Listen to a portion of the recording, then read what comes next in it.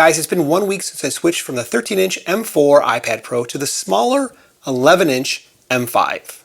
New chip, familiar performance, but a completely different feel. Here's what stood out after 7 days of real use. Let's get into it. In terms of size and portability, the 11-inch is an immediate win in these categories. It feels balanced in hand, it's easier to fit in many different types of bags, and it doesn't fatigue your wrist during long sessions whenever you're holding it. Now that said, there are definitely moments when I reach for the 13-inch. Apple introduced display scaling a few years back, allowing you to switch between standard, more text, and more space on your usable display for the iPad and if you're using an external display. And for me, text and UI elements are just easier to read on the larger display, especially when holding the iPad at arm's length or while it's docked. Now, I'll be honest, I have pretty bad vision. One of my eyes is like a -5, so prolonged focus on smaller elements really feels straining to me personally. But if you prefer a larger text or even more visible workspace, the 13-inch still has the edge in my opinion. But counterintuitively, bigger doesn't always mean better. For content consumption like 16:9 video that we all watch, you actually lose usable space on the 13-inch iPad Pro because of the thicker black bars at the top and bottom of the screen. So you don't actually get more usable space, or at least it's not really a significant difference on the 13-inch compared to the 11-inch. Both run iPadOS 26 exactly the same. That means there's no exclusive multitasking or display options between them.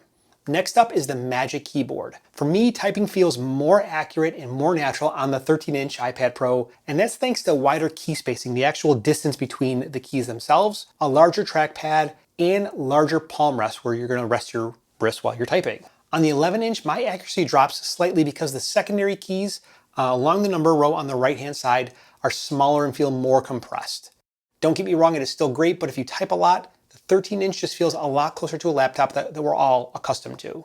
On that same note, if you're using the software keyboard often, you actually lose the full row of number keys on the 11-inch compared to the 13-inch when the full screen on-screen keyboard is shown on the display. Not necessarily a big thing, but I use it pretty often because my passwords are usually complex. Other accessories like the Apple Pencil Pro, they all work the same. There's no difference in the gestures or the haptic feedback.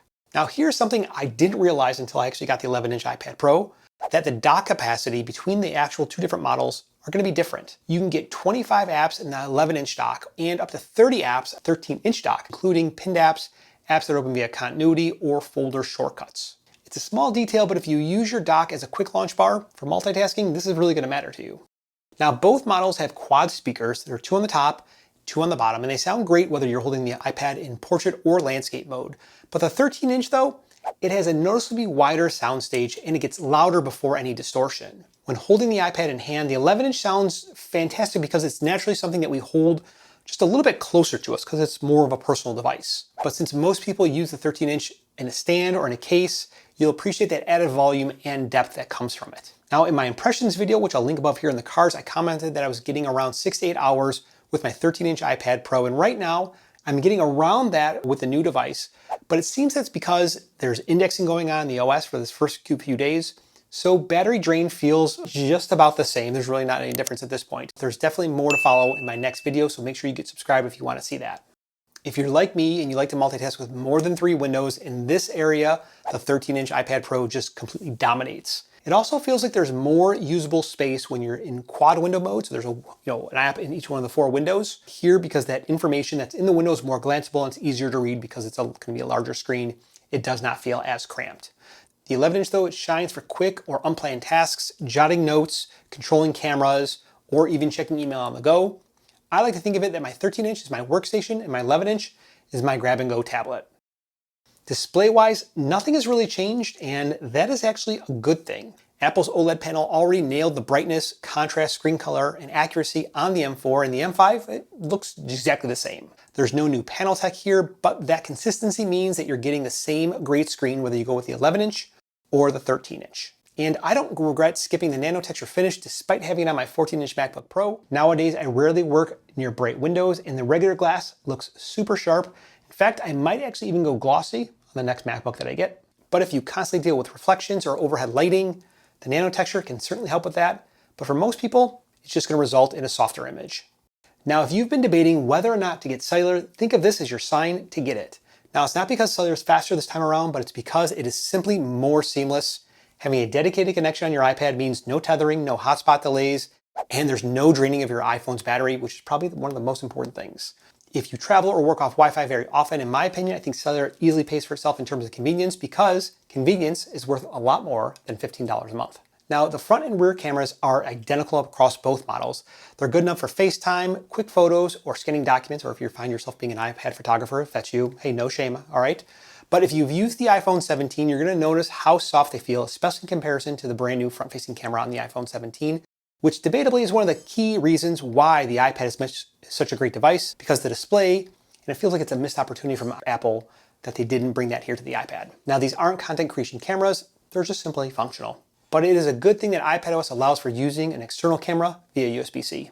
Now, if you're into note-taking or drawing, you might assume that the smaller model is gonna be better because of its portability, but that's gonna depend. The 13-inch iPad Pro has a 4:3 aspect ratio, which gives you more vertical room and feels closer to actual real paper. So if you have larger handwriting or you're working with detailed sketches that have a lot of assets, that extra space is gonna matter to you. On the other hand, the 11-inch is better for quick notes and lighter sessions, but a larger handwriting can feel cramped, so take a look at what your handwriting looks like.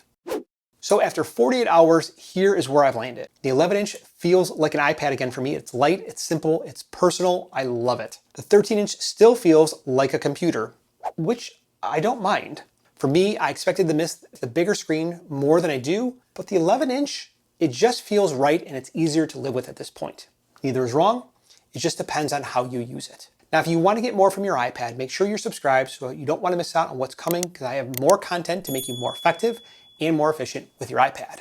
You can learn how to add my action shortcut menu to your iPad by clicking up here in the left-hand corner. And YouTube thinks that you'll love this video down here, which you should watch next.